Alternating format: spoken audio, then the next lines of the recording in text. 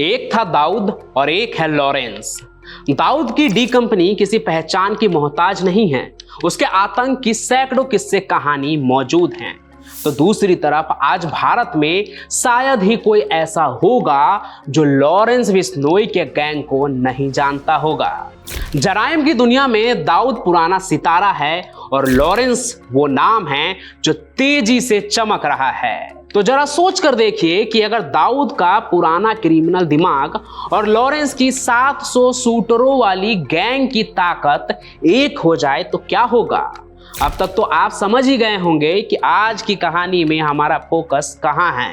और इन दोनों गैंग के गठबंधन की बात मैं इसलिए कर रहा हूं क्योंकि अपने बिल से निकल दाऊद लॉरेंस गैंग के लोगों से मिल रहा है। अब दाऊद यूं ही किसी से तो मिलेगा नहीं, वो भी अपने जान पर खतरा मोल लेके। क्योंकि दाऊद भारत छोड़कर दुबई इसलिए भागा क्योंकि यहाँ पर पुलिस ने उसके ऊपर नकेल कसना शुरू कर दिया था। उसे पकड़ने वाले थे लेकिन ऐन मौके पर उसे खबर लग गई और वो उड़ गया। आज भी दुबई में उसके कई बिजनेस चल रहे हैं लेकिन आईएसआई के सरपरस्ती में वो पाकिस्तान में रहता है। अभी पिछले महीने जब सलमान खान के घर पर फायरिंग हुई थी तो इसकी जिम्मेदारी लेते हुए लॉरेंस के अपने भाई अनमोल बिश्नोई ने फेसबुक पोस्ट में ये लिखा था कि सलमान खान दाऊद और छोटा शकील को अपना भगवान न समझे, वो तो उसके नाम का कुत्ता पालता है। लेकिन इसी अनमोल के बारे में जब कुछ पुरानी खबरें मैं पढ़ रहा था तो पता लगा कि पिछले साल वो दाऊद से मिला था। जी हाँ, लॉरेंस बिश्नोई गैंग का खासम खास लॉरेंस का अपना भाई अनमोल दाऊद से मिला, वो भी पाकिस्तान में नहीं बल्कि किसी और देश में। लेकिन सवाल ये उठता है कि क्या दाऊद पाकिस्तान से बाहर भी निकलता है, क्योंकि दाऊद के खिलाफ रेड कॉर्नर नोटिस जारी है। संयुक्त राष्ट्र संघ ने उसे ग्लोबल टेररिस्ट भी घोषित कर दिया है। ऐसे में उसका पाकिस्तान से बाहर किसी और देश में घूमना खुद जांच एजेंसियों के लिए हैरान कर देने वाली बात है। खैर, दाऊद को तो पाकिस्तानी खुफिया एजेंसी आईएसआई से सुरक्षा हासिल है। उनके ताकत के बदौलत वो कहीं भी चला जाता है। लेकिन यहाँ बड़ा सवाल ये है कि अनमोल बिश्नोई उससे क्यों मिला। क्या लॉरेंस ने उसे दाऊद से मिलने के लिए भेजा था या फिर दाऊद के तरफ से पहल हुई। आखिर खिचड़ी क्या पक रही है भारत के इन दो बड़े गैंग के बीच। देखिए, अनमोल बिश्नोई की कहानी जब मैंने आपको सुनाई थी तो आपको बता ही चुका हूं कि वो भी स्टेट पुलिस से लेकर एनआईए और इंटरपोल के भी नज़र में खटका हुआ है। भारत से भागने के बाद अनमोल काफ़ी समय तक अमेरिका के कैलिफोर्निया में रहा। उसका कैलिफोर्निया में एक शादी के रिसेप्शन में जाने का वीडियो भी वायरल हुआ था पंजाबी सिंगर के साथ। और जांच एजेंसियों के रेडार से बचने के लिए वो अक्सर बीच बीच में अपने ठिकाने को भी बदलता रहता है। ऐसे में अटकलें ये लगाई जा रही है कि मान लीजिए कि हो सकता है, क्योंकि बात यहाँ पर दाऊद से मुलाकात की है ना, तो संभव ये भी है कि दाऊद की तरह आईएसआई ने खुद अनमोल के कई फर्जी पासपोर्ट बना दिए हो, जिससे कि उसकी मुलाकात दाऊद से एशिया और अमेरिका से दूर सर्बिया में हो सके। अब मुंबई पुलिस के एक ऑफिसर से पहले ये जानकारी आई थी कि दाऊद और लॉरेंस अब मिलकर काम कर रहे हैं। दो गैंग के किसी गठबंधन के लिए डी कंपनी के एक सरगना ने अनमोल बिश्नोई से मुलाकात की थी।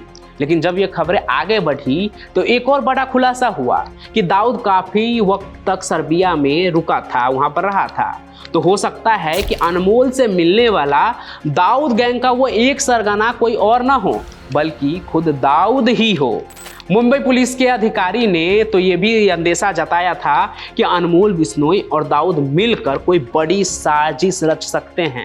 इसलिए ये मुलाकात निश्चित तौर पर लॉरेंस बिश्नोई के परमिशन से ही हुई होगी। अब देखिए, लॉरेंस बिश्नोई गैंग के पास इन दिनों 700 से ज़्यादा शूटर्स हैं। उसके गैंग की घुसपैठ मुंबई में भी हो चुकी है। और तो और मुंबई में लॉरेंस बिश्नोई गैंग की हिट लिस्ट में सबसे टॉप पर है एक्टर सलमान खान।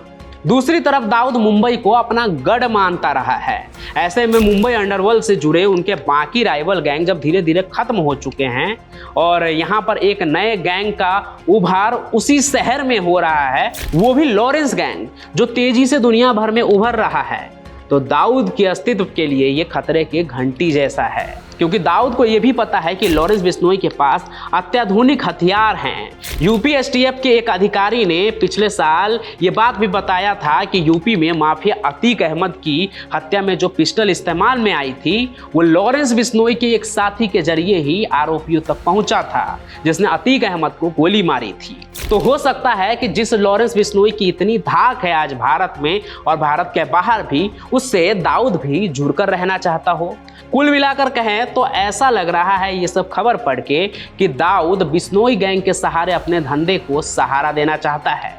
लेकिन एक सवाल तो ये भी है ना कि अगर इनकी मुलाकात हुई थी, दोनों गैंग आपस में जुड़ रहे थे, तो फिर लॉरेंस के भाई अनमोल के बोल इतने बदले हुए क्यों हैं जो उसने दाऊद को अपने कुत्ते से कंपेयर कर दिया?